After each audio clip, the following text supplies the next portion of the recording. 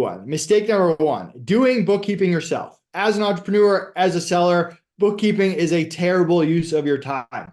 I know people that have the mentality that they're going to do bookkeeping 10 hours a month or something until they get bigger. If you are starting a business, you need to hire a bookkeeper from day one. If you're small, it's relatively cheap. There's probably cheaper services than us out there, but your time needs to be spent on growing your business, launching products, whatever you're the best at when it comes to growing your e-commerce business, not bookkeeping.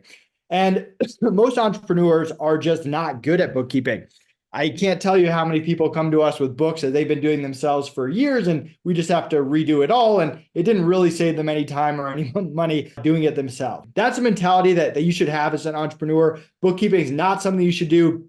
You should not buy a course on how to become a bookkeeper or learn how to reconcile accounts in QuickBooks. All of that is a terrible use of your time. You do need monthly bookkeeping, but you shouldn't be doing it. And even if you were a bookkeeper or CPA in a past life before you became an entrepreneur, I would still argue that you're an entrepreneur now, and bookkeeping is not something that you should be spending your time on. Any questions or thoughts on that before I keep going? You're speaking my language, Nathan.